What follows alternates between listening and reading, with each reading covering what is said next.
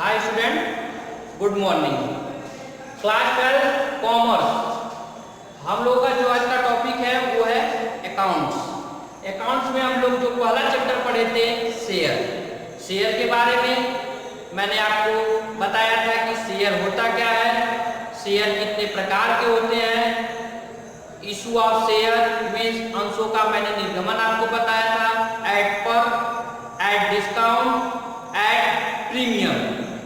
इसके बाद मैंने इसमें आपको बताया था आवश्यकता से अधिक आवेदन, अवशिष्ट याचना मीन्स कॉल्सिन एरर, और अंशों का हरण मीन्स फॉरफिटेड ऑफ शेयर। उसमें मैंने आपको थ्योरी भी बताया था और न्यूमेरिकल भी आपको मैंने सब कुछ नियम बता दिया था।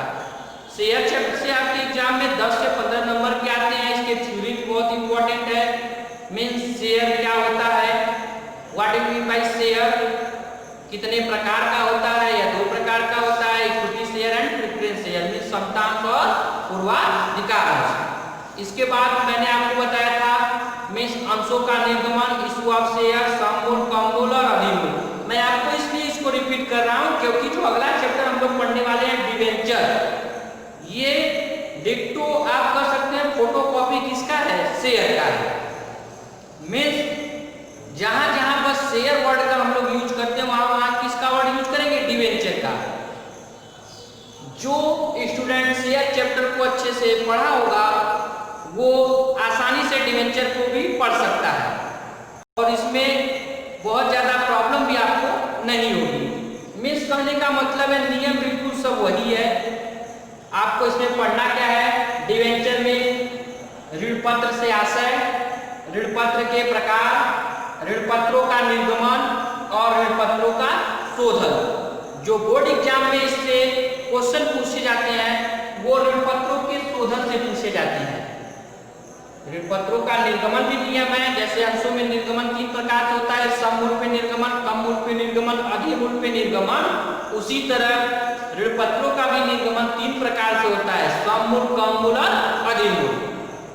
अब ध्यान से सुनिएगा, ये जो शेयर और डिवेंचर है चैप्टर है, दोनों एक सगे भाई की तरह है। मीन्स दोनों चैप्टर एक ही है, केवल दोनों को 2 भागों में डिवाइड किया गया है क्योंकि यह एक अंश पूंजी एक पूंजी की तरह कार्य करता है तो दूसरा ऋण पूंजी मीन्स ऋण की तरह कार्य करता है।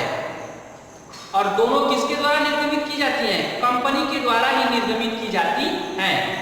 कंपनी शेयर निर्गमित करती है, उसी तरह कंपनी ही ऋण पत्रों का भी निर्गमन करती है। कंपनी जब जनता से पूंजी के रूप में कुछ राशि मांगती है तो उसके लिए अंशों का निर्गमन करती है तो वो अंश पूंजी कहलाती है। कंपनी जब जनता से ऋण के रूप में कुछ मांगती है तो उसके बदले में ऋण पत्रों का निर्गमन करती है जिसे हम लोग ऋण पूंजी कहते हैं। कहने का ये मतलब है कि जो अंशों को क्रय करते हैं वो अंशधारी होते हैं और जो ऋण पत्रों को क्रय करते हैं वो ऋण पत्र धारी होते हैं। आपके बोर्ड एग्जाम में पूछता भी है अंश और ऋण पत्र में अंतर। दोनों कंपनियों द्वारा ही निर्गमित किया जाता है, चाहे अंश हो चाहे ऋण पत्र हो। आपका नियम भी बिल्कुल सेम है, केवल जहां जहां हम जैसे आप लोग शेयर में यूज करते थे बैंक अकाउंट या शेयर एप्लीकेशन अकाउंट, जैसे फॉर एग्जांपल के लिए कोई भी जनरल एंट्री होती थी तो आप एप्लीकेशन को रिसीव करते तो लिखते थे क्या, bank account debit to share application account. Means जहां आप शेयर यूज कर रहे हैं डिवेंचर में आप क्या लिखेंगे, bank account debit to debenture account, debenture application account. Means कहने का सिर्फ यही मतलब है कि शेयर और डिवेंचर में नियम में यही एक अंतर है कि जहां जहां हम शेयर यूज करते थे वहां वहां क्या यूज करेंगे, डिवेंचर यूज करेंगे। और जो शेयर है जैसे शेयर का निर्गमन किया जाता था उसी तरह ऋण पत्रों का भी निर्गमन किया जाता है। जो अंश होते हैं उनके निर्गमन करने के बाद हमको जो पूंजी मिलती है वो अंश पूंजी होती है। और कंपनी जब जनता से ऋण के रूप में करती है उसे क्या बोलते हैं, ऋण पत्र कहते हैं। मीन्स ऋण पत्र आपके एग्जाम में 2 नंबर में पूछ सकता है। अब आइए हम लोग टॉपिक चर्चा करते हैं डिवेंचर, इस चैप्टर पे आते हैं। ठीक, तो पहले हम आपको ये बता देंगे कि डिवेंचर होता क्या है, कितने प्रकार का होता है, इसका निर्गमन कैसे होता है, इसका शोधन कैसे होता है। फिर इसका जो नोट्स है हम आपको पीडीएफ के थ्रू भेजेंगे ग्रुप में, आप उस नोट्स को अपने फेयर कॉपी में उतार के अच्छे से पढ़ेंगे, क्योंकि बोर्ड एग्जाम में पूछता है कि ऋण पत्र क्या है, या ऋण पत्र कितने प्रकार का होता है, या ऋण पत्रों का निर्गमन। तो सबसे पहले ऋण पत्र, मैंने अभी आपसे बताया कि जब कंपनी जनता से ऋण के रूप में कुछ लेती है तो उसके बदले में जो जनता को प्रपत्र देती है उसे क्या बोलते हैं, ऋण पत्र। मीन्स हम साधारण शब्दों में कह सकते हैं ऋण पत्र ऋण की एक स्वीकृति पत्र होती है, जिसमें किसी व्यक्ति से जो ऋण लिया जाता है, कितने दर पे लिया गया है, कितने वर्षों के लिए लिया गया है, यह अल्पकालीन है, दीर्घकालीन है कि मध्यकालीन है, इन सभी चीजों का वर्णन इस डिवेंचर में, ऋण पत्र में होता है। यही कारण है कि ऋण पत्र के पहले हम लोग परसेंटेज शब्द लगाते हैं, मीन प्रतिशत का यूज करते हैं, क्योंकि अंशों के बदले में जो जनता मीन्स अंशधारियों को दिया जाता है उसे लाभांश कहते हैं, और ऋण पत्रों के बदले में ऋण पत्रधारियों को जो दिया जाता है उसे ब्याज कहते हैं, क्योंकि अंशधारी कंपनी के स्वामी होते हैं, जबकि ऋण पत्रधारी कंपनी के लेनदार होते हैं। क्योंकि कंपनी उनसे ऋण लेती है, इसीलिए इसके बदले में उन्हें क्या देती है, ब्याज देती है। ऋण पत्र के बदले में ऋण पत्रधारियों को क्या मिलता है, जो बेनिफिट होता है, ब्याज मिलता है। और जबकि अंशों के बदले में अंशधारियों को जो बेनिफिट होता है, जो दिया जाता है, उसे हम लोग क्या बोलते हैं, डिविडेंड, मीन्स लाभांश। ना आपको समझ में आया? आगे हम लोग टॉपिक पे बढ़ेंगे। मीन्स ऋण पत्र ऋण की एक स्वीकृति पत्र होती है जो कंपनी द्वारा निर्गमित की जाती है। इसमें ऋण की राशि, ऋण की दर, सभी बातों का उल्लेख होता है। क्लियर हुआ आपका?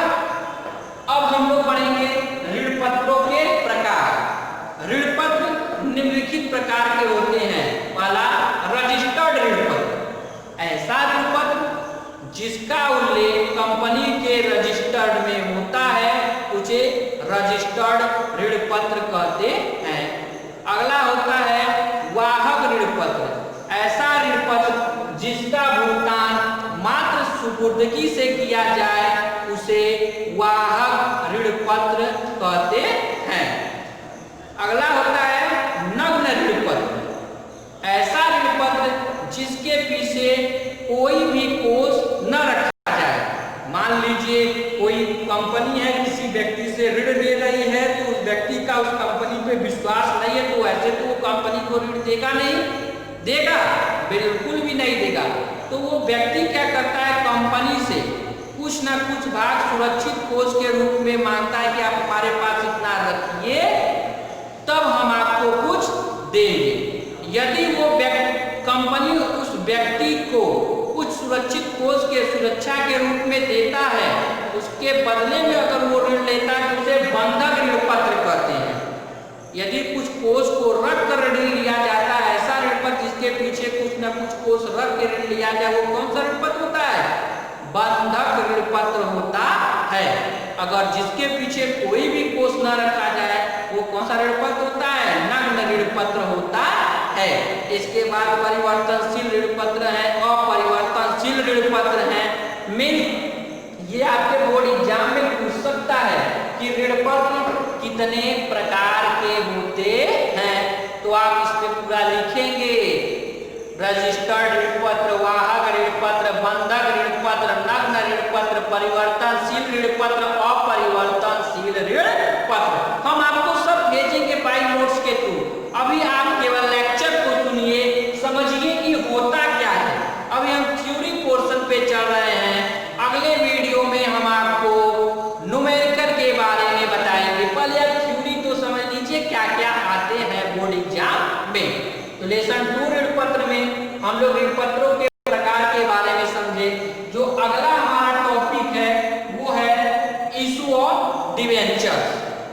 ऋणपत्रों का निर्गमन।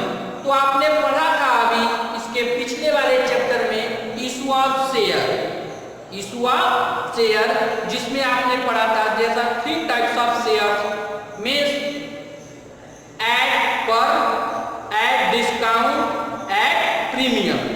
आपने उसमें यही पढ़ा था, सममूल, कम मूल और अधिमूल। मींस जब कंपनी का अंश 10 रुपए का हो और उसका निर्गमन भी 10 रुपए पे हो तो उसे बोलते हैं सममूल पे निर्गमन। इसी तरह इसमें भी होगा, जब कंपनी का ऋण पत्र 10 रुपए का हो और उसका निर्गमन भी 10 रुपए पे हो तो उसे बोलते हैं सममूल पे निर्गमन। मींस हम कह सकते हैं जो ऋण पत्रों का निर्गमन है वो कितने प्रकार से किया जाता है? 3 प्रकार से। कितने प्रकार से? 3 प्रकार से किया जाता है। जैसे अंश का होता है उसी तरह आपका डिवेंचर का भी होता है। पहला आपने देखा सममूल्य और दूसरा देखा आपने कम मूल्य और तीसरा आपने देखा क्या? अधिमूल्य देखा है। Means at par, at discount, at premium.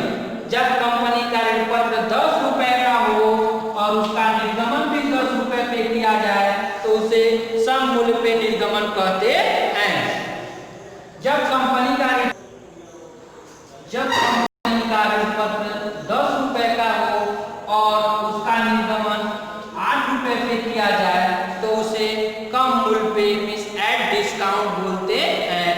जब कंपनी का डिवेंचर 10 रुपए का हो और उसे 12 रुपए में इशू किया जाए तो उसे बोलते हैं अधिमूल्य पे निर्गमन। मींस कहने का मतलब है जब 10 रुपए का डिवेंचर हो और इशू 10 रुपए पे हो तो एट पर, जब डिवेंचर 10 का हो और इशू 8 पे हो तो एट डिस्काउंट, जब शेयर 10 रुपए का हो और इशू 12 पे हो तो एट प्रीमियम। मींस शेयर की तरह बिल्कुल नियम है। मींस ऋण पत्रों का निर्गमन भी सममूल, कम मूल और अधिमूल पे होता है और इसी तरह इसी के बेस पे इसका नियम भी बनेगा। इसमें भी वही 6-7 नियम है, बिल्कुल नियम वही है। पहला नियम यही बन जाएगा सममूल पे निर्गमन, दूसरा नियम बन जाएगा कम मूल पे निर्गमन, तीसरा नियम बनेगा अधिमूल पे निर्गमन, चौथा नियम वही हो जाएगा आवश्यकता से अधिक आवेदन, पांचवा कॉल्सी ने, क्योंकि प्रोसेस तो वही है सब। जैसे कंपनी ने शेयर इशू किया उसी तरह कंपनी डिवेंचर भी इशू करती है तो आवश्यकता से अधिक आवेदन भी आ सकते हैं या उसमें कॉल्सी निधन भी हो सकता है, बट फॉरफिटेड नहीं होता। इसमें केवल एक ही अंतर है, ऋण पत्रों का हरण नहीं किया जा सकता है जबकि अंशों का हरण किया जाता है। एक जो बेसिक इन दोनों में डिफरेंट है यही है कि अंशों का जो होता है हरण किया जाता है जबकि डिवेंचर में ऋण पत्रों का हरण नहीं किया जाता है। कहने का मतलब है आपका बिल्कुल सब जो न्यूमेरिकल का नियम है वही होगा। मींस पहला नियम हो जाएगा सममूल का, दूसरा नियम हो जाएगा कम मूल का, तीसरा नियम हो जाएगा अधिमूल का, चौथा आवश्यकता से अधिक। बस अंतर क्या होगा, जहां जहां आप शेयर इशू लगाएं, शेयर करेंगे वहां वहां हमको क्या यूज करना पड़ेगा? डिवेंचर वर्ड का यूज करना पड़ेगा। मैं अभी आपको सब बताऊंगा, जब न्यूमेरिकल आपको पढ़ाया जाएगा तो आपको सब बताया जाएगा। आपको करना कुछ नहीं है, पूरे शेयर के ही नियम को उतारना है, बस जहां शेयर में लिखेंगे वहां वहां पर डिवेंचर लिखना है। अगला है ऋण पत्रों का शोधन। मींस इसमें फॉरफिटेड की जगह इसका जो लास्ट नियम है वो होता है शोधन। शोधन मतलब होता है परिवर्तन। जैसे सममूल पे निर्गमन है तो सममूल पे परिवर्तन किया जाए, या सममूल पे निर्गमन है तो अधिमूल पे शोधन हो, या अधिमूल पे शोधन है निर्गमन है तो कम मूल पे शोधन। मींस इसमें 5 प्रकार के जनरल एंट्रियां होती हैं। इसमें ये जो नियम है इसमें 5 प्रकार की जनरल एंट्री होती है।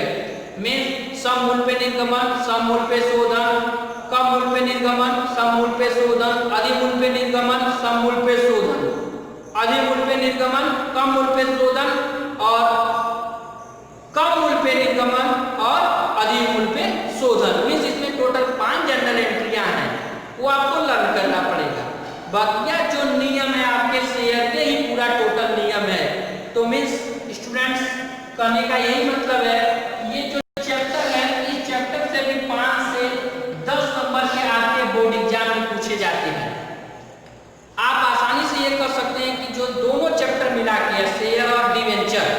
शेयर और डिवेंचर। ये आपके बोर्ड एग्जाम में कम से कम 20 नंबर के पूछे जाते हैं।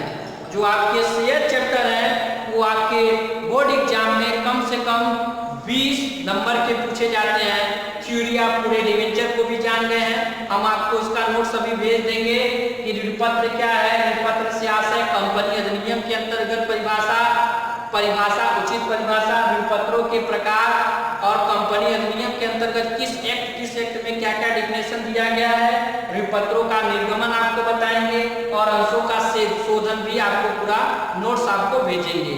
इसके बाद हम जो नेक्स्ट वीडियो बनाएंगे, आपको नेक्स्ट वीडियो में आपको इसका न्यूमेरिकल कुछ बताया जाएगा। यदि किसी भी स्टूडेंट को शेयर या डिवेंचर या किसी भी चैप्टर में किसी भी प्रकार की कोई समस्या होती है तो वो फोन करके पूछ सकता है। अगर आपको डिवेंचर के थ्योरी जो आपको बताए गए हैं, अगर इसमें कोई समस्या हो तो आप पूछ सकते हैं। आपको नेक्स्ट वीडियो में या बाय PDF के थ्रू आपको सब नियम भेज दिए जाएंगे। केवल आपको पढ़ना कौन सा नियम है, ऋणपत्रों का शोधन, ऋणपत्रों का शोधन जो सबसे इंपॉर्टेंट टॉपिक है। आज के लिए इतना ही, धन्यवाद।